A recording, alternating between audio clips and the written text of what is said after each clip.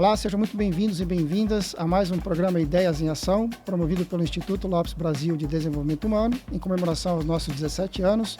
Hoje eu estou aqui novamente com o CEO do Instituto, o Sr. Cleudo Lopes, e a nossa convidada de hoje, a doutora Helena Coelho. Vamos falar sobre o tema Educação Continuada ou Lifelong Learning. A doutora Helena é professora universitária na PUC Paraná há 25 anos, atua como advogada, árbitra e mediadora nos mais variados conflitos relacionados à atividade empresarial.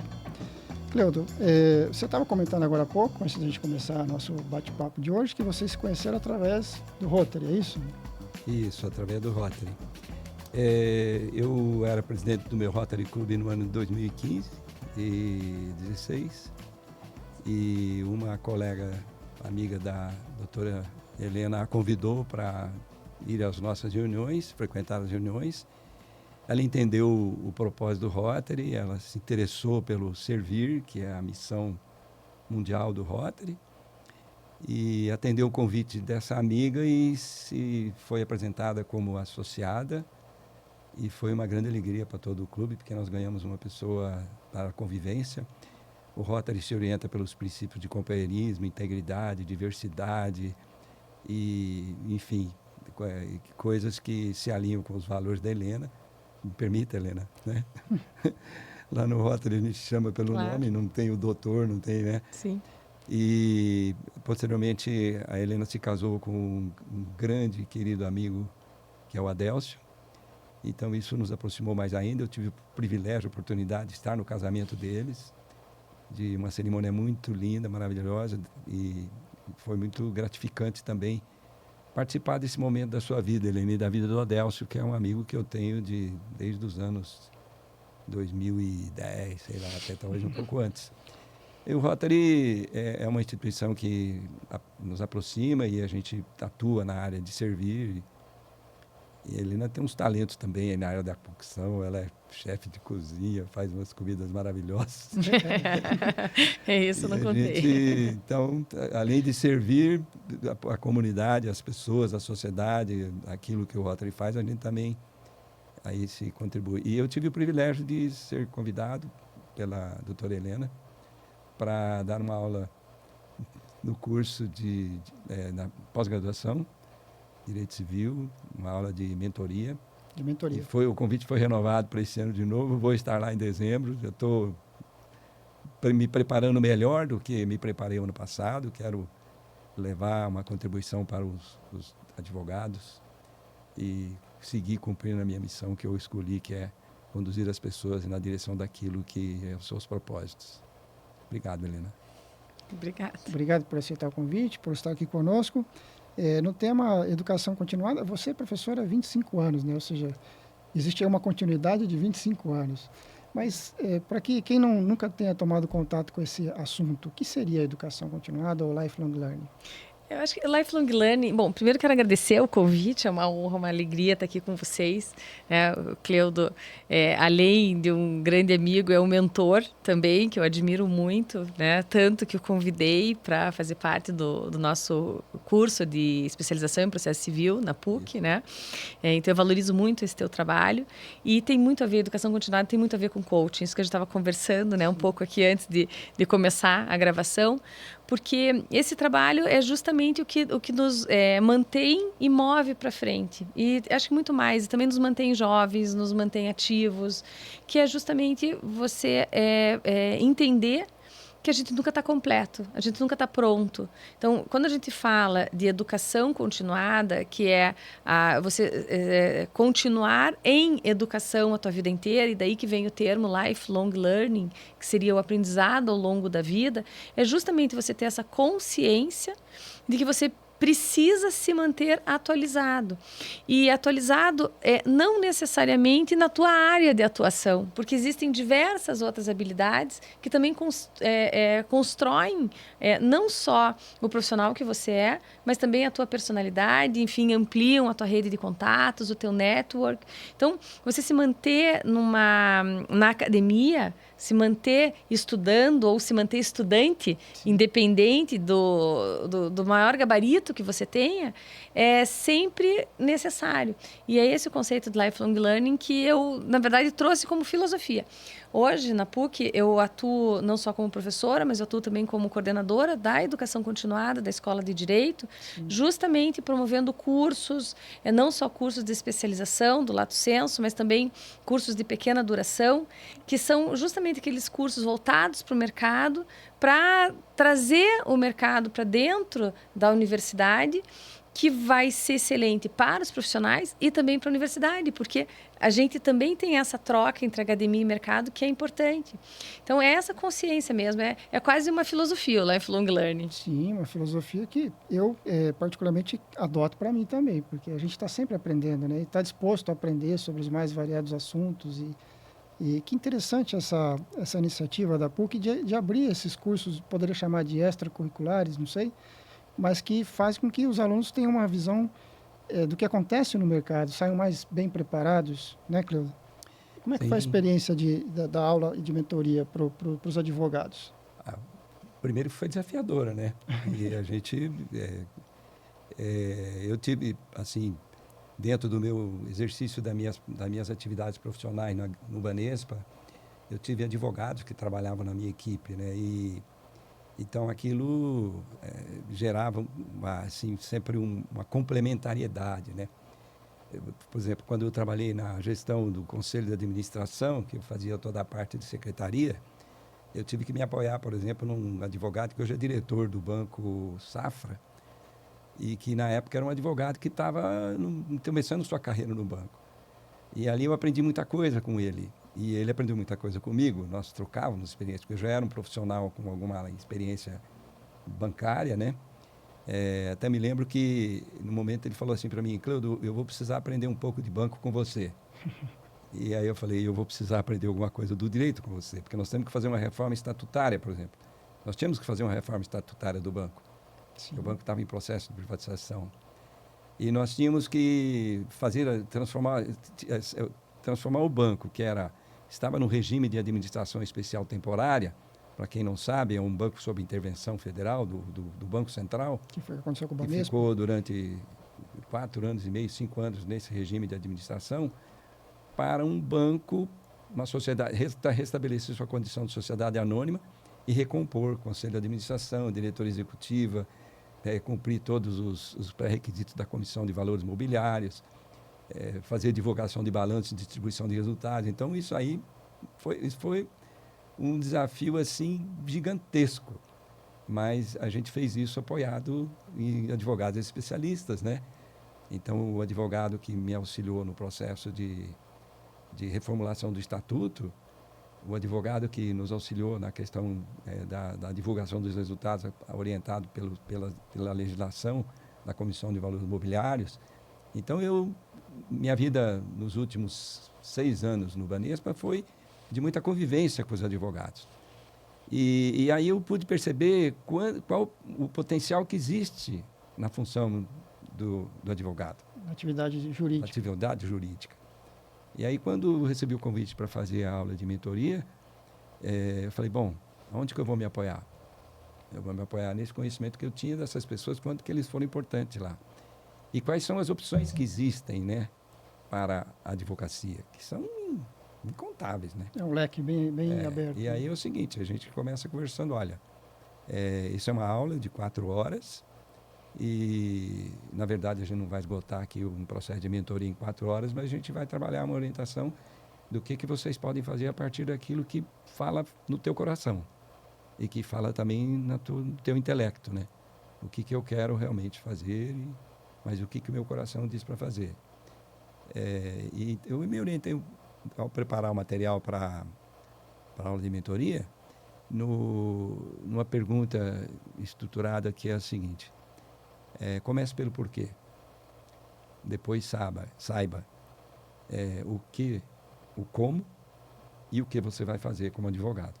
Mas comece pelo porquê, aquilo que te fala assim: eu quero eu quero atuar, eu quero constituir meu escritório de advocacia em sociedade. Não, eu quero trabalhar individualmente. Não, eu quero fazer um concurso. Então, para cada uma dessas decisões que vocês vão tomar, tem uma estratégia, tem uma metodologia que você vai ter que seguir, né? Se você quer fazer um concurso para ser um funcionário público, para ser um advogado público, você vai ter que estudar para um concurso. E assim foi maravilhoso. Eu fiquei... Quando estava chegando no final da aula, eu fiz uma pergunta e falei, olha, agora eu queria ouvir vocês ou nós podemos encerrar a aula. Não, professor, vamos continuar. O senhor tem mais meia hora aqui, vamos continuar. Foi muito bacana.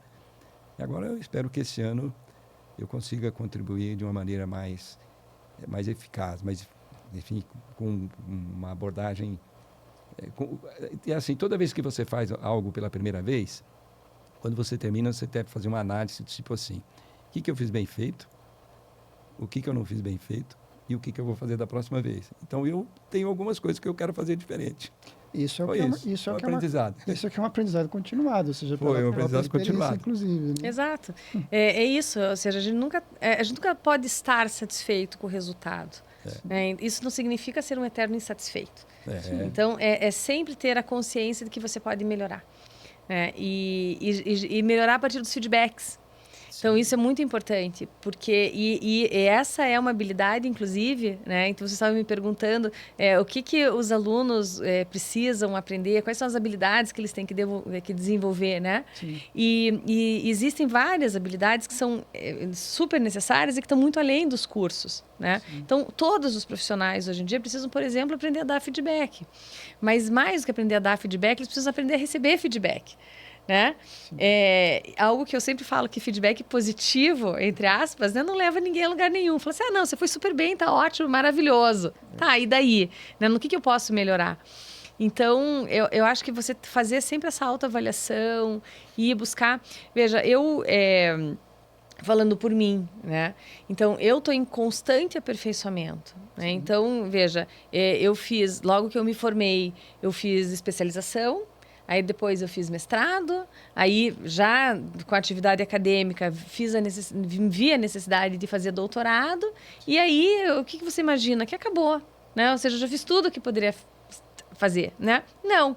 Aí a gente vem, o mundo do direito mudou, as necessidades para a minha área de atuação, que é o ramo do direito empresarial, elas se mostraram direcionadas para o caminho da arbitragem. Eu fui estudar também, muito no início da lei de arbitragem, né?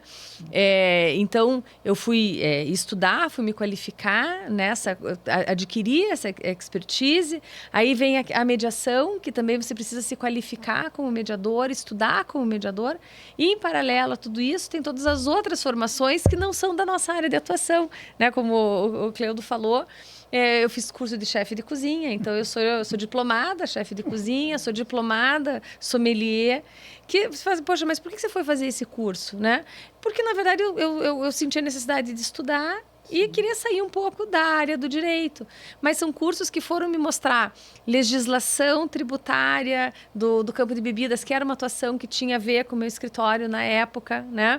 Então, conhecer toda a parte de regulamentação sanitária, as normativas para abertura e gestão de restaurante, né? E isso acabou me levando para, inclusive, dar algumas aulas. Também eu fui convidada para ministrar aulas de direito para os cursos seguintes de chefe de cozinha do Centro Europeu, que foi aonde eu fiz a minha formação. Justamente levando questões trabalhistas, questões tributárias, questões de direito do consumidor, questões sanitárias, questões que são relacionadas ao direito nas diversas áreas. Então, veja, a gente se manter ativo, né, na educação e sempre se qualificando. Então, para mim, esse é um curso que eu adorei fazer e que eu faria de novo, inclusive. E me ajuda muito na parte dos relacionamentos, na parte da desenvoltura da fala, porque a gente precisa dessas qualificações e quando a gente percebe, por exemplo, os alunos eles têm uma timidez muito grande, né? Então, eu estou falando dos universitários, mas esses universitários, se não desenvolvem, vão para a vida profissional sendo tímidos, não conseguindo falar em público, ou ficando extremamente nervosos, né? Então, como que você faz para desenvolver tudo isso? E aí entra, né, muito bem também, né, a questão do coach, mas justamente essa habilidade que a gente pode fazer. Então, existem, por exemplo, lá na PUC a gente se preocupa muito em fazer curso de oratória, voltado ao direito. Muito importante. Né? Mas existem outros cursos também que são importantes, apresentação pessoal, né? São, às vezes, pequenos detalhes que a gente não se atenta, porque nunca ninguém disse. Eu não sei, Cleudo, né? Quando nós nos formamos, certamente isso não foi falado. Não, E muitas das coisas que a gente faz hoje, a gente não aprendeu na faculdade. A gente aprendeu fora da faculdade. E não necessariamente na prática, muito apanhando, né? Caindo e levantando. Sim. Esse a gente aprendeu muito assim.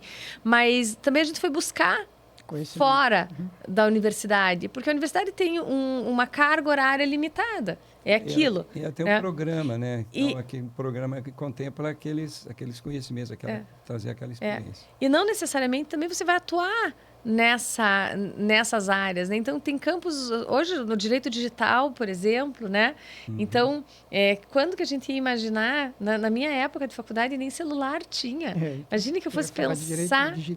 Direito digital, né? Bioética...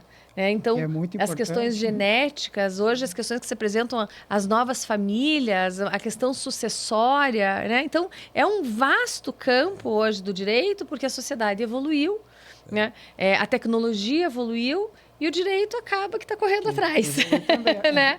A vida é dinâmica, né? As ciências vão evoluindo junto, né? Nós tivemos uma jovem senhora, né? Uma jovem senhora, casada, com 2 filhos e tal, que fez o curso de formação de coaching com a gente há 10 anos atrás. Doutora Tatiana, né? Doutora não, a Tatiana. Tatiana, sim.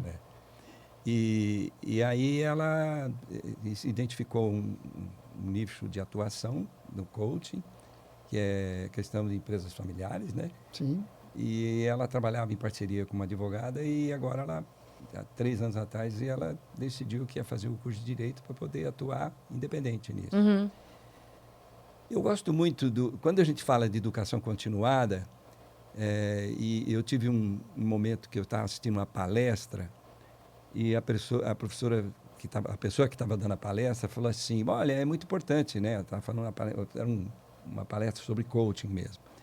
Olha, a questão cognitiva é muito importante, né? Procurem desenvolver a questão cognitiva e tal. E aí eu fui buscar uma formação nessa área de um professor israelense que dá o curso aqui em Curitiba, o Dr. Davi. E ali ele me trouxe uma consciência, algo que eu achei maravilhoso, e aquilo tem me orientado nessa questão de educação continuada, que é a seguinte verdade. A inteligência é um recurso modificável, né? A inteligência não é coisa estática. Por isso a importância da educação continuada, né? E felizmente a inteligência é um recurso modificável, que uma pessoa que tem um nível relativo de inteligência numa área, ele vai desenvolver a partir de outras experiências com outras disciplinas, às vezes. Então, é fundamental. Dentro dos processos de coaching, o processo de coaching ele funciona assim: a pessoa define um objetivo, você faz uma avaliação da situação dele no momento, um acesso, uma segunda fase. Então, o objetivo está definido e ele assume responsabilidade sobre aquilo, é o primeiro passo. O segundo passo é o levantamento de informações. E, às vezes, nesse processo, você identifica alguma coisa que a pessoa precisa se desenvolver. E esse é o momento. Aí se faz um planejamento e ele vai ter que estudar alguma coisa que ele não sabe. Ele vai ter que desenvolver a inteligência dele, vamos falar. Né? É bem isso mesmo. Ou a inteligência comportamental, ou a inteligência cognitiva mesmo, etc. e tal. Aí se faz o planejamento e o planejamento ele estabelece as ações que vai fazer. Aí ele entra em ação, começa a ter os resultados, estamos na 4ª fase. E aí chega o momento de você medir os resultados. Aí você mede os resultados e fala assim, não é suficiente. Você vai ter que fazer agora um curso de inglês, um curso disso, um curso de... Sim. Alguma coisa relacionada. Então, o processo de coaching ele é permeado pela educação continuada. pelos aprendizados. E enquanto você estava falando aqui, eu estava lembrando que assim, a gente não precisa ir em todas as áreas, né? Por exemplo, eu atuo como advogada, mas eu sou professora, né? Então, eu sou advogada e sou professora. E eu acho que você ser professora é algo que está na alma, né? Então, e a gente se mantém, e como é difícil, como são difíceis os novos desafios da docência. Então, por exemplo, a gente tem que aprender hoje, a gente fala muito em competências digitais docentes. Então, hoje a gente tem que trabalhar com um aluno que vem para a sala de aula com o celular, com o computador. Então, como que engaja o aluno? Hoje de manhã eu estava conversando com outras professoras para falar sobre o conceito de mindfulness aplicado à sala de aula, ou seja, o aluno que ele precisa vir de corpo e alma para estar presente na sala, né? Porque o aluno vem de corpo, mas a alma está no celular, tá preocupado com outras questões, né? Então, como que a gente engaja esse novo aluno? Como é que a gente engaja esse aluno que veio de um período pandêmico, que desenvolveu a sua adolescência ali, entre os 15 e os 17? Porque esses são os alunos que estão entrando na universidade agora. Sim. São aqueles alunos que entre 15 e 17 anos ficaram trancados em casa, geralmente com essa atividade eletrônica, né? Então, tendo aula digital. Tendo aula digital. Como que a gente aprende a dar aula digital? Que isso foi um divisor de águas para a gente na pandemia. Sim. Então, a gente estava acostumado com quadro, não é mais quadro negro, né? Quadro verde e giz, ou quadro branco e a caneta, né? Mas vamos falar ainda do quadro negro e giz. Sim.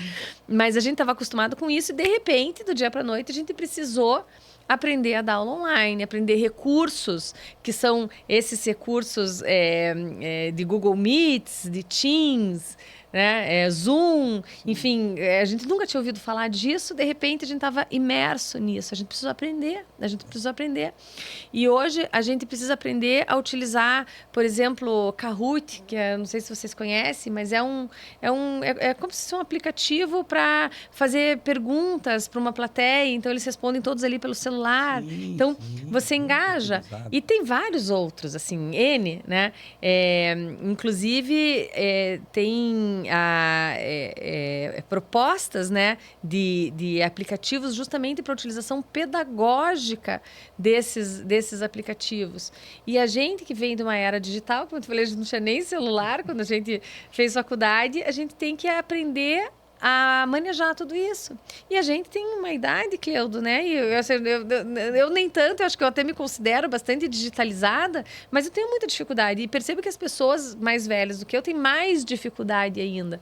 E eu vejo uma diferença muito grande entre os idosos que se mantêm atualizados no uso desses instrumentos digitais, daqueles que não se mantêm e que acabam estando fora até da sociedade, não é? E tem a ver, eu acho que, inclusive, com uma questão de longevidade, né? O lifelong learning é nos dois sentidos, de aprendizado ao longo da vida e como o aprendizado torna a vida mais longa, ativamente mais longa, né? Estar em atividade por mais tempo também, inclusive. Eu acho que isso, inclusive, rejuvenesce. Então, é algo que eu indico muito para as pessoas até de mais idade, venham para a sala de aula. Sim. Porque você vai desenvolver... Eu acho que uma dificuldade muito grande da velhice é você começar a ficar sozinho. Sim. Solitário, perder amigos. E a academia, seja ela qual for, seja ela o curso que for, ela te permite criar novos relacionamentos. Né? Então, além de você ter conhecimento, além de você adquirir o conhecimento, ou seja, usar a mente e moldar a tua inteligência, né? Você ainda tem toda essa questão que faz parte da longevidade, porque eu não sei se vocês conhecem aquele documentário das Blue Zones, que existem alguns pontos no planeta que a longevidade ela é maior. Okinawa, Mediterrâneo. No Mediterrâneo, né? Então, só que daí a pergunta, todos os lugares, quando a gente vê aquele documentário, eles têm alguma situação específica do lugar. Sim. Ou é a dieta mediterrânea, sim, ou é o uso... Vivência comunitária. Isso que eu ia chegar. Todos os lugares têm isso em comum. Convivência comunitária. Né? Então, é a alimentação, no outro é o exercício físico, né? Isso. Mas em todos pode perceber que é a convivência comunitária, a convivência com a família. Então, a sala de aula nos permite isso. Sim. Né? Então, a gente rejuvenesce demais. Eu, como professora, eu sinto isso. Que eu me sinto jovem porque eu convivo com jovens. E eu amo ser aluna. Sim. É algo assim que realmente me encanta sentar numa sala de aula como aluna. Né? Me encanta ser professora, mas me encanta ser aluna também muito. Isso é o que vem além, né, do aprendizado. Sim. Deixa eu confirmar isso que você falou, essa necessidade das pessoas profissionais. Porque, às vezes, o profissional ele fica tão atrasado, ele se atrasa tanto em relação ao uso da tecnologia que ele acaba ficando impossibilitado até de exercer a profissão dele.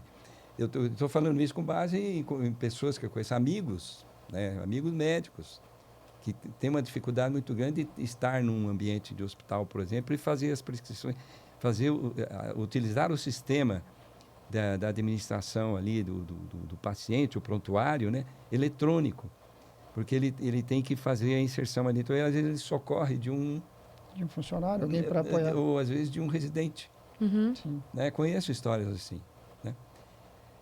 Então, é um desafio. E para essas pessoas, e quando eu tenho oportunidade, eu faço escuta, se inscreve num curso de programação, um curso na área de tecnologia, se apoie em algum funcionário, contrate alguém para poder te ajudar, você se desenvolver nisso, porque a pessoa vai se sentir mais jovem, inclusive, né? Porque a confiança vem é uma coisa interna, né? E aquilo acaba reverberando, às vezes, na saúde, e fazendo a pessoa se isolar. Você falou, eu estava falando de comunidade, e eu me lembrei de uma cidade no estado da Pensilvânia, nos Estados Unidos, chamada Rosseto. E essa cidade ela tem uma característica, mudei de assunto aqui, mas é uma conversa, né? Eu estou falando do aprendizado, da lifelong learning, né? Sim. E aí aquela cidade, as pessoas não tinham problemas cardíacos, não tinham problemas, eles viviam, assim, eram longevos, né? Sim. E diferente de uma cidade próxima ali. E aí um médico, indo lá na região, falou, escuta, mas ali naquela cidade não tem, as pessoas não têm problema de infarto lá, a gente não tem pessoas com problemas de hipertensão, etc. e tal. E eles foram estudar. E isso está num livro vou citar ele pela terceira vez hoje, do Malcolm Gladwell, que ele fala sobre a história do sucesso, né? Por que aquela comunidade tinha um sucesso em termos de longevidade? Porque eles aprendiam e se apoiavam muito em termos de comunidade. Mas a gente não mudou de assunto, né? Porque na verdade, o lifelong learning, o aprendizado ao longo da vida, ele não é só pro profissional. Eu acho que assim, dentro do contexto do coach, a gente tem principalmente o desenvolvimento profissional. Mas aliado ao desenvolvimento profissional está o desenvolvimento pessoal. Sim. Né? Porque as duas coisas, elas andam juntas. Eu acho que se você pessoalmente está desenvolvido, você certamente está desenvolvido profissionalmente também. Né? E isso que você falou é muito importante, Cleudo, porque na área do direito, por exemplo, existem, né, os processos hoje são eletrônicos. Sim. Então, existem os analfabetos digitais. Hoje a gente fala muito de inclusão digital. Sim. E o grande problema são os advogados mais antigos, né? Assim, o problema, eu digo, a grande dificuldade que eles têm de acessar. E eu, daí, lembrando, né, voltando ao passado, eu me lembro assim que quando eu comecei a trabalhar, não tinha computador, não tinha celular. E a gente trabalhava com máquina. Era IBM. Depois veio aquelas Olivetti eletrônicas, que eram assim maravilhosas. Você podia voltar a tela, apagar o que escreveu, né? Para quem não sabe, ela está falando de máquina de datilografar. Máquina de datilografia. Pesquisa no Google o que é. Concurso de datilografia para entrar na empresa. Eu fiz curso de datilografia e que é algo que eu recomendo para todo mundo. Também fiz. Né? E eu recomendo, porque hoje eu tenho uma facilidade de digitação que veja, não tem nada a ver com a minha profissão, assim, né? O serviço da datilografia lá com meus 18 anos. É uma habilidade que para escrever, transformar raciocínio em escrita rápida é importante. Né? Não precisar ficar olhando o teclado, né, para escrever, enfim, né? Sim. E isso para mim foi importante naquela época. Mas naquela época a gente aprendia datilografia em máquina de escrever. E logo que eu, assim, já estava na faculdade, eu comecei a trabalhar e veio o computador. E eu percebia que as pessoas que trabalhavam comigo, principalmente as pessoas mais velhas, eram refratários ao computador. Não queriam saber, faziam na máquina de escrever. E aí eu, como tinha habilidade, e era novinha, né? Quando a gente é nova, a gente faz... Tem mais curiosidade, tem mais disposição. Né? Aprende rápido. E então o meu trabalho era pegar o que foi escrito na máquina de escrever e digitar no computador. Até que eu insisti, até a Fernanda, se estiver me assistindo aqui, ela vai saber, que é minha amiga até hoje, que trabalhava comigo. A Fernanda e a Suzana. Suzana, infelizmente, já faleceu de Covid, mas assim, são pessoas que eu trago aqui com muito carinho, né? Amigas de décadas. E a Fernanda tinha realmente esse receio do computador, né? E eu, né, já com aquela liberdade, eu peguei birra com ela e falei, não vou mais fazer nada para você, faça, né? E justamente incentivando ela a ir para o computador. E depois, claro, que ela percebeu a importância daquilo, como também a facilidade, né? E desenvolveram. Mas eu lembro muito desse episódio da minha vida, porque foi ali, eu falei, olha, não chega, não vou mais digitar, façam vocês, né? E era até uma insubordinação, porque eu era secretária ali, né? Elas eram as procuradoras, as chefes, né? Eu não podia fazer isso naquela época. Mas com uma intenção boa de ajudar elas a aprender, a se desenvolver, né? Foi. E eu acho que isso...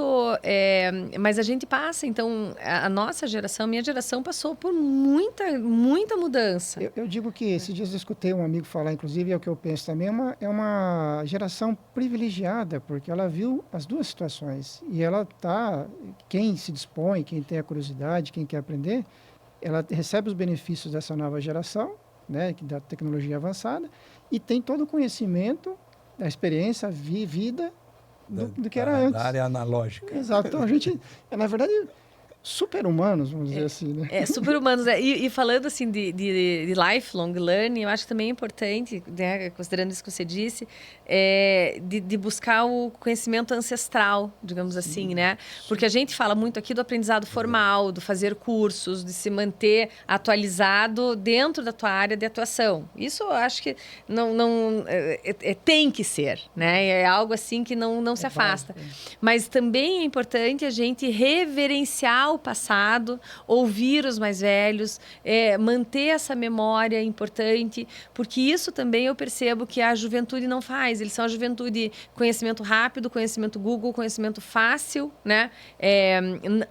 Eles não aprendem, né? O aprender é aprender, né? Você ter acesso ao conhecimento e ficar com ele para você, né? Então, hoje o conhecimento ele é fluido, ou seja, você tem a informação e pronto. Não precisa lembrar da informação, porque a informação está muito fácil ali. Vai lá buscar de novo. Né? E isso acaba com uma falta de... Não é respeito, mas no sentido de valorização, né? Não se valoriza o conhecimento que vem de pai para filho, e isso é muito importante. Então, quando a gente tem, né, que eu falei, né, o Cleudo, me espelho muito, né? Foi meu mentor ali no Rotary, porque algumas vezes já te pedi conselhos, né? Conselhos profissionais, inclusive. Fui buscar teu aprendizado bancário. Não sei se você se lembra, um dia que eu te chamei, eu falei, Cleudo, por favor, vem aqui, que eu preciso entender tal assunto. E fui buscar nele, que tem toda essa experiência, e está aqui do meu lado. E eu vejo a juventude hoje, eles sempre sabem mais, né? Acho que sempre sabem. Eles têm certeza. Tem certeza que sabem mais. E eu acho que essa é uma nova soft skill, você ter essa humildade de que você não sabe tudo. Tem que ser, né? isso. É uma humildade que você não sabe tudo e tem pessoas que podem te ajudar e te trazer um conhecimento e talvez de uma forma muito mais didática, fácil, palatável, inclusive, né? Do que você ir atrás de um curso formal, etc. Então, quando a gente fala de lifelong learning, a gente fala de curso formal, sentidos, né? mas a gente fala também de você absorver toda a oportunidade de conhecimento que vem até você. É você não se sentir pronto. Eu acho que é isso, é você saber, você ter essa consciência que você não vai estar pronto nunca. Né? Você você sempre pode contribuir com alguém e receber contribuições, né, para a tua vida. Eu peço a licença que eu acho que é o momento exato de citar um dos maiores filósofos da humanidade, Sócrates, que dizia que quanto mais ele aprendia, mais ele via que nada sabia. Só sei que nada sei. Quanto mais sei que nada sei. Ou seja, ele só não viveu mais tempo porque teve a vida interrompida por um julgamento injusto, né? Mas essa curiosidade, a gente percebe ela nas grandes mentes humanas, a curiosidade, a vontade de aprender, a vontade de estar sempre... E a humildade de saber que não sabe tudo, ela está presente em Einstein, está presente em Sócrates, em várias outras grandes mentes, né? Einstein tem uma frase que eu gosto muito dele, que ele diz assim, que o importante não são as melhores respostas, mas sim as melhores perguntas. Sim. Né? Então, você tem que saber perguntar, para aí você vai chegar no conhecimento, né? Então, eu gosto muito disso e trato isso muito também em sala de aula, que eu faço isso para os alunos, né? Eu falo assim, é muito importante aquele aluno que não tem a vergonha de perguntar e faz as perguntas. E isso é uma oportunidade para o professor sempre, né? A pergunta é sempre uma oportunidade para você falar, aprofundar o tema, né? E talvez olhar para uma outra percepção, compreender se aquilo que você está comunicando está sendo entendido ou não, né? Einstein falava uma frase sobre isso também, que ele falava que o ensinamento é algo muito precioso, né? Quem eu receba como uma joia. Ele falava isso. Porque, na verdade, é o que você falou, não é um conhecimento superficial. O professor, quando passa uma informação, quando é um professor de verdade, né, que tem o propósito de ensinar, ele deixa algo no aluno, né? Aquilo vai pertencer ao aluno, né? E que fica interno e vai fazer parte daquela pessoa para o resto da vida. Não é uma coisa que vai buscar a hora que quiser no Google, por exemplo. É algo que vai fazer parte dele, que vai ajudá-la a crescer como pessoa, se desenvolver como pessoa. É um legado, né? É o legado. É um legado, aquilo que o professor deixa Sim, no outro, né? E qualquer um pode ser o professor. Eu estou agora aqui me recordando que, bem recentemente, eu procurei um jovem que estava precisando aprender algumas coisas da tecnologia, né? E bem jovem mesmo. E ele estava com um problemazinho lá com o relacionamento com a namoradinha dele. Ele me ligou, tio, podemos conversar, né? Eu estou com uma dificuldade. Falei, claro, vamos conversar. E aí ele ficou muito agradecido pela conversa que eu tive com ele. Mas eu aproveitei que eu estava com ele lá e falei, escuta, agora, vem cá, você me ajuda aqui nessa questão tecnológica aqui, né? Me ajuda aqui. Então, estar disposto a isso, para mim é um desafio mesmo, porque da idade, tantas coisas que estão para as quais eu estou direcionando minha atenção e que às vezes faz assim, não vou me dedicar para isso agora. Tem um estudo que se eu não estou enganado, é de 1936, de Everett Roger, que ele fala sobre a questão da resistência em relação ao uso da tecnologia, né? Em 1936, o cara tem um estudo e ele fala assim que 2,5% das pessoas são apenas 2,5% das pessoas aceitam as inovações, né? sim. E que o outro número a seguinte, que são 13,5% das pessoas que aceitam a tecnologia, que são os inovadores não iniciantes. E tem os inovadores iniciantes, tem os inovadores retardatários, tem os inovadores, maioria, e tem os inovadores retardatários, e tem os últimos lá, que são os 13. Deixa eu ver se eu entendi. Então, aqueles que recebem a inovação de imediato, é isso? Assim, 2,5% da população aceita a tecnologia numa boa, mas é apenas 2,5%. Tem um estudo, é um estudo maravilhoso. Tem uma curva, ele descreve uma curva, assim, bem bacana mesmo, sabe? Depois, se tiverem curiosidade, quem estiver assistindo, eu tenho lá isso copiado para eu poder olhar. Estou com isso na cabeça aqui, com os números, mas talvez não consiga transmitir como deveria. Mas é assim, então 2,5% são os inovadores, e é apenas 2,5%. 13,5%, 13,6% são os inovadores iniciantes. Eles também assumem, mas é apenas 13 e pouco. Então, é um conjunto de 16. O restante só vão... Se a gente olhar, por exemplo, o uso do smartphone, por exemplo, uma coisa que a gente demorou... Será? Estou me desafiando a pensar diferente. Isso está exigindo que eu dedique mais tempo aqui. Então, o estímulo que a gente pode dar para as pessoas, a orientação que a gente pode dar para as pessoas é assim, se você está se sentindo desafiado, se apoie em alguém que tem facilidade em relação a isso. E às vezes não é uma pessoa mais velha do que você, às vezes é uma pessoa mais jovem mesmo, né, Helena? Sim. Né? Eu, quando fui dar a aula que eu dei lá ano passado, de certa forma você me contribuiu, porque eu tive um aluno lá que me apoiou muito no processo da aula. Esse ano eu já quero fazer a coisa, porque eu quero me desafiar a fazer o processo completo, né? Então, essa disposição para aceitar a inovação é uma coisa que a gente tem que estimular nas pessoas mais velhas, né? Falando de pessoas mais velhas, mais velho que eu, um cara de 80 anos, né? Em qualquer pessoa, vamos falar. Desde que aquilo... Porque tem que mostrar o benefício, né? É como no processo de coaching. Você fala assim, que resultado você quer? Aí eu quero ser próspero, né? Bom, beleza. Mas até você chegar lá, você tem que aprender coisas que você não sabe. Então, vá buscar alguém que possa te auxiliar nisso. Sim, é a plasticidade do ser humano, né? O ser humano tem que se desenvolver, né? E é interessante essa observação, porque existem armadilhas dos dois lados, né? O jovem que acha que sabe tudo, que está fácil, a informação na internet vai lá busca, e o mais velho que também acha que sabe tudo, porque já viveu bastante, então não tem que aprender mais nada, se tecnologia eu resisto. E o aprendizado pode ser tanto do mais velho para o mais novo, quanto do mais novo para o mais velho, ou seja, é só uma questão da pessoa se dispor mesmo, né? Eu faço parte eu estou fazendo parte de um trabalho na BRH, a BRH Paraná, que é a empregabilidade das pessoas acima de 50 anos. Né? Interessante. Profissionais que trabalham com isso, e que eu participo desse grupo de pessoas de estudo, que nós estamos estudando o que fazer, como levar informações para essas pessoas, conhecimento para essas pessoas, para que elas tenham melhores chances de se reempregar, de empreender com maiores chances de sucesso. E é um grupo de profissionais da área de psicologia, de treinamento, da área educacional, que se reúnem para discutir isso aí. E é isso que a gente está fazendo lá. Muito bacana. A ideia é desenvolver as pessoas com mais de 50 anos.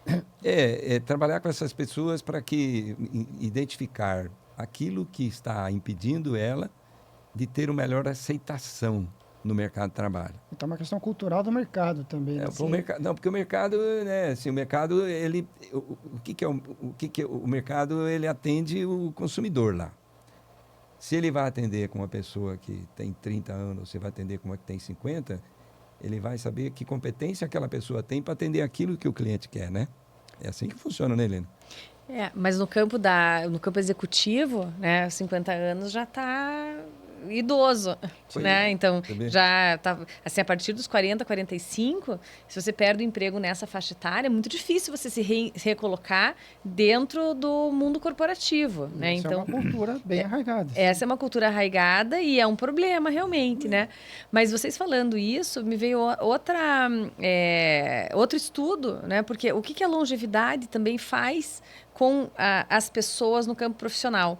Hoje em dia, que cada vez mais vai ficar comum as pessoas mudarem de profissão ao longo da vida. Sim. Porque, veja, aí eu cito meu pai, né? Que meu pai já é um precursor na vida dele, mas veja, meu pai, naquela época, aposentou muito cedo, né? Mas ele, com 35 anos de serviço, né? Ele se aposentou, ele era professor universitário, aposentou, e ele era procurador do IBAMA.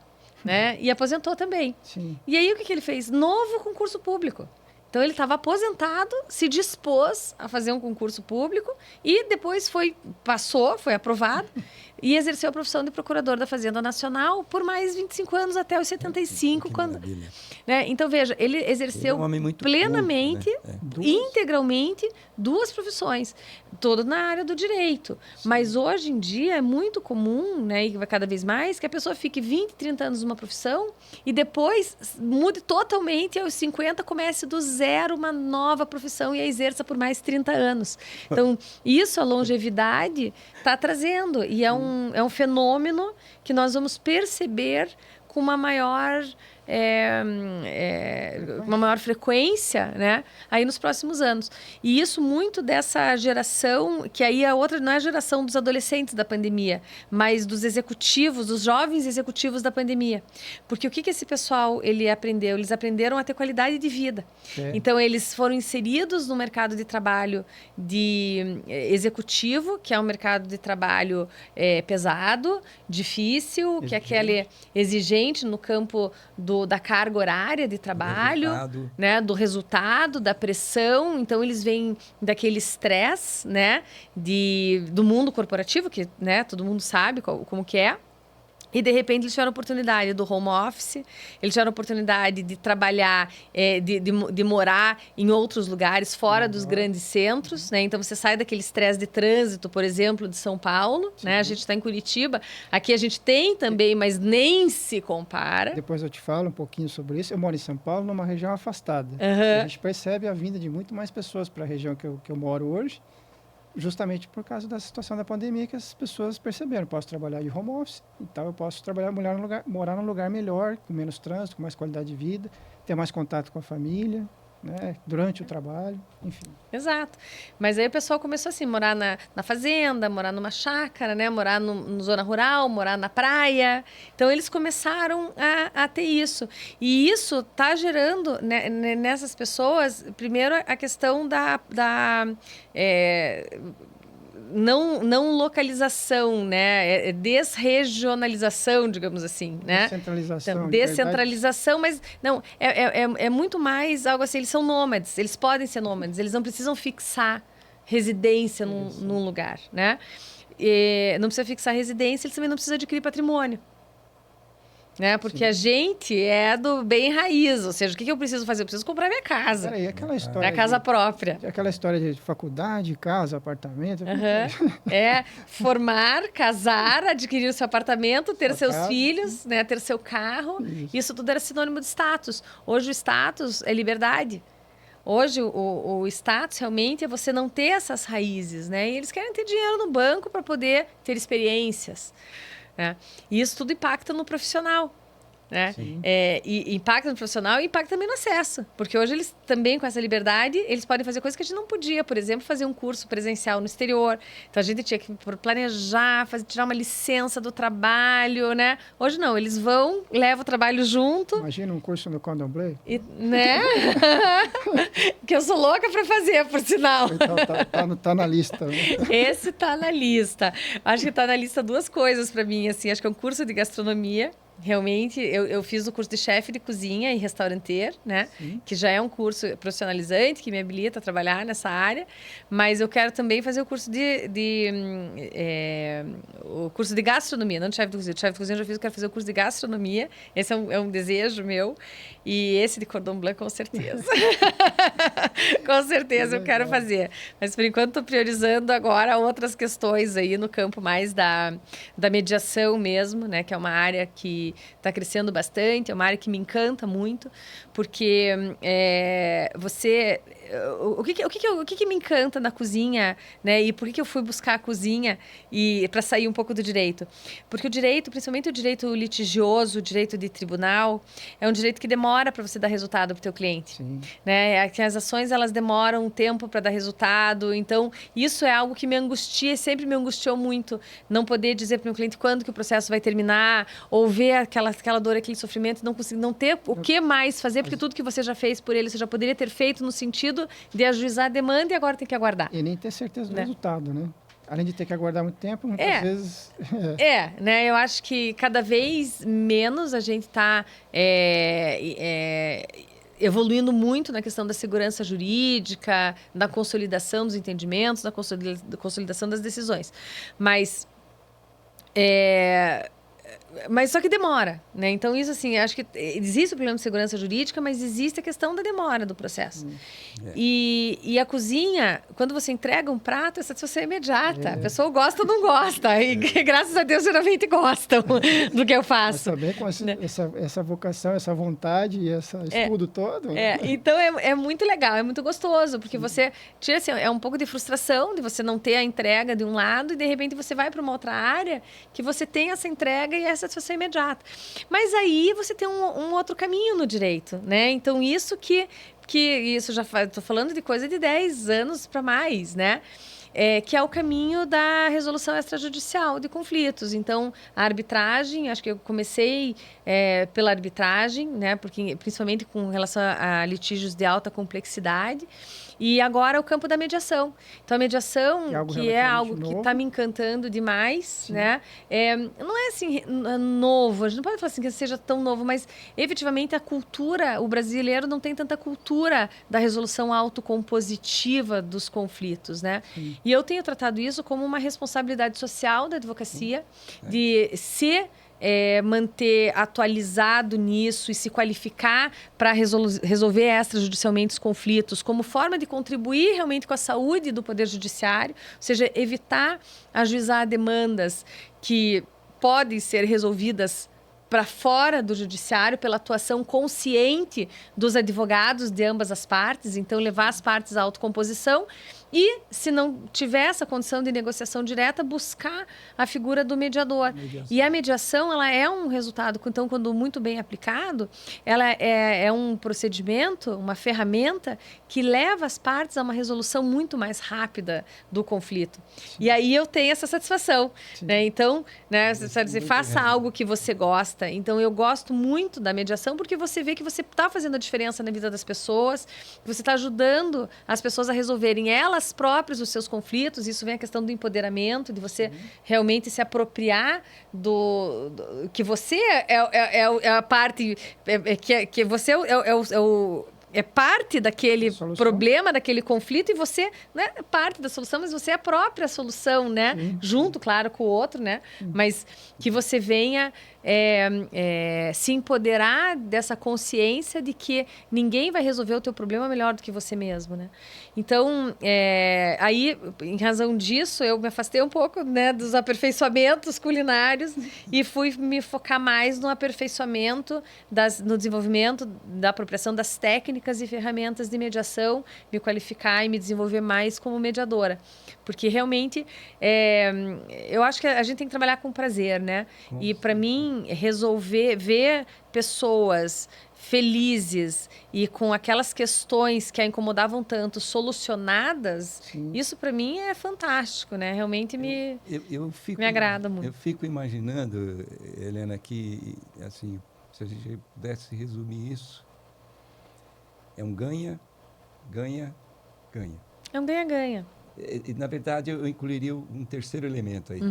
Ganha, primeiro, o advogado que não vai ficar esperando anos para resolver aquele conflito. A parte credora, que vai receber, e a parte devedora, que vai antecipar uma solução, né? Então, ganha, ganha, ganha. Você falou agora há pouco aí de várias das transformações que que o profissional deve passar pela vida. Eu comecei a olhar um filme da minha vida assim e me lembrei que eu deixei uma agência bancária como gerente de agência e fui trabalhar na área de recuperação de crédito. E aquilo me abriu assim uma oportunidade imensurável na minha vida profissional. E porque a partir dali eu tive acesso aos diretores do banco e comecei a trabalhar com eles, e depois de alguns anos estava trabalhando com o presidente do banco, né? E trabalhei 6 anos lá. Mas a base, o que me gerou esse convite para trabalhar com o presidente do banco foi os conhecimentos na área de negociação. Né? E os princípios eram alguns, talvez eu consiga lembrar 4 aqui agora, assim, para citar rapidamente, para não cansar vocês. Mas é assim, trate a pessoa com respeito, trate o problema com firmeza, com convicção, né? Se oriente por critérios objetivos e seja ético, né? Não explore. Então, ganha o credor, ganha o devedor e ganha quem resolve o conflito, porque a satisfação de resolver. E se ainda envolve uma remuneração por isso, como no caso do advogado, muito melhor, porque aí você antecipa também solução de questões suas, né? Falando também um pouco ainda sobre essa questão da educação continuada, eu tive assim o privilégio de ter recebido a confiança de alguns advogados quando estava iniciando esses processos de os processos físicos foram substituídos pelos eletrônicos, pelos processos eletrônicos, E a solução que alguns desses meus clientes deram foram contratar jovens advogados para poder fazer esse processo para ele, porque ele não conseguia ter assim, ele não se desenvolvia para poder fazer o municionamento, como é que é? Mas, Cleudo, veja, olha a dificuldade. Processos, Mas olha a dificuldade. Não é um processo eletrônico. Muito. Cada tribunal tem o seu processo eletrônico. Entende? Então, assim, N sistemas. Então, você vê assim, aquele advogado que faz clínica geral e que trabalha sozinho, ele atua na Justiça do Trabalho, ele atua na Justiça Estadual, ele atua na Justiça Federal. Aqui a gente está falando de 3 sistemas diferentes. Não é unificado. Cada não, sistema é uma lógica diferente. Sabe? Então, aqui entra uma questão de política pública. Sim. Aqui entra uma questão de política pública, porque não faz sentido. Não faz sentido a gente ter o Judiciário Nacional, cada um com um sistema diferente, né? Então, mas a gente já está falando de anos e anos ainda, né? Não se buscou essa unificação de sistemas, né? Mas o fato é que é muito difícil. É muito difícil. Eu trabalho com processo eletrônico já há muito tempo e eu continuo tendo dificuldade, né? Então, não é algo que a gente... Claro que o jovem vai muito mais rápido. Por outro lado, a gente faz com atenção, né? A gente está em constante aprendizado, né? Mas não é... Hoje, eu falo por mim, hoje, para mim, não é algo natural. No começo, eu também tinha pessoas que faziam os protocolos para mim. Também tinha essa possibilidade. O importante é que você também se dispôs a aprender. Tem que aprender, você tem que aprender, porque você tá... Quando tem uma pessoa que faz por você, a responsabilidade você transfere para ele.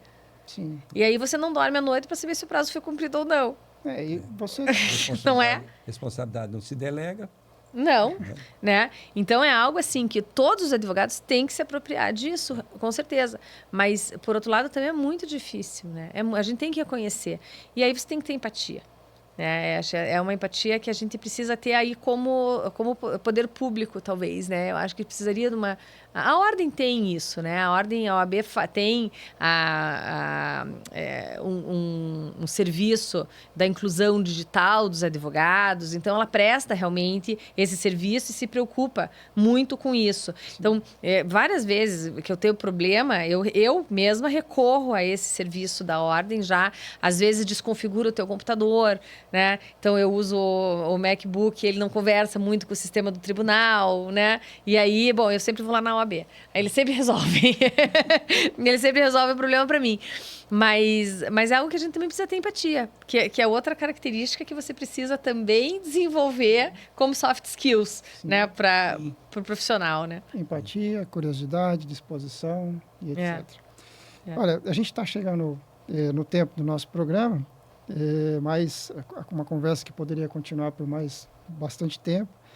E quero agradecer aqui a sua presença já, doutora Helena, os insights, as informações, o conhecimento compartilhado. Agradecer também ao Cleudo e deixar vocês à vontade para as considerações finais. O tema não se esgota, né? Porque é muito vasto, muito interessante.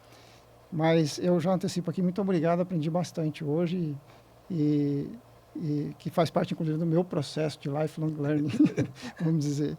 Fique à vontade, por favor, para fazer suas considerações finais. Obrigado por estar aqui com a gente. Obrigada. Eu quero agradecer o convite, dizer que foi uma delícia, realmente, né? A gente não tem essa oportunidade tanto de sentar e conversar, né? Por bastante tempo. Então, foi uma alegria estar aqui, né? Espero realmente poder ter ajudado e eu acho que a gente está ajudando pelo exemplo também. Né? Então, a gente fala um pouco da gente, né, Cleudo? Porque justamente assim, a minha vida é um constante aprendizado, né? De todas as áreas e eu realmente espero que isso sirva de exemplo para os jovens e para os jovens há mais tempo, né? Que realmente que isso chegue e faça a diferença, de repente, na vida de alguém, que os jovens há mais tempo, às vezes, eles têm um receio de vir de volta para a sala de aula. Falam assim, poxa, eu com essa idade, vou começar a aprender, vou começar a estudar, mas são tantos os benefícios, é tão legal, né, vir. Então, eu gostaria de deixar isso como mensagem final, né? Eu acho que né, o exemplo da minha vida, porque eu estou aí desde que me conheço por gente, estudando os mais diversos temas e assuntos, isso me gratifica muito, mas principalmente fazer um convite para que todas as pessoas realmente saiam da sua zona de conforto e venham para a sala de aula, né, para se aperfeiçoar. Sala de aula que é a vida. Que é a vida, exatamente. Obrigada, um prazer muito grande estar aqui. Então, Helena, nós é que agradecemos, né? Me ocorre compartilhar aqui que eu tive que me reinventar várias vezes na minha vida profissional e eu me sinto muito feliz por ter encarado esses desafios. Eu encorajo qualquer pessoa, aquele que não conseguiu ainda realizar sonhos, tal, se encoraje, procure uma pessoa mais jovem, procure uma pessoa de mais experiência, não vou falar de idade, né? De mais experiência, porque às vezes a necessidade surge de aprendizado, de desenvolvimento, surge com uma pessoa com 30 anos, outra surge com 60, 70. E o crescimento profissional é uma coisa que traz a satisfação de um valor muito grande, que é o valor de se sentir inserido, né? Conectado. A conexão é um dos valores mais fundamentais do ser humano, né? Verdade. Nós estamos aqui, eu e você, Helena, e o Fernando, pela relação de respeito e de carinho que a gente tem um pelo outro, né? Porque você tem o seu trabalho, você vai sair daqui a pouco, vai para a universidade ou vai dar aula, e você reservou esse tempo para estar com a gente aqui, para compartilhar. E eu quero deixar aberto um convite para que, num momento no futuro, você venha compartilhar experiências sobre mediação. Aceito, vamos agendar. Okay. Obrigada. Muito bom. É isso, pessoal. Estamos chegando ao final de mais um programa do Ideias em Ação. Esperamos que vocês tenham aproveitado bem esse nosso bate-papo. Fique à vontade para deixar seus comentários. Faremos questão de responder todos na medida do possível. Se quiser também deixar o seu like ou compartilhar esse vídeo com alguém que você acha que possa se interessar. Lembrando que nosso programa vai ao ar todas as quartas-feiras, onde você pode acompanhar aí vários assuntos com pessoas profissionais que trazem aí o seu propósito de vida para compartilhar com vocês. Muito obrigado e até a próxima. Muito.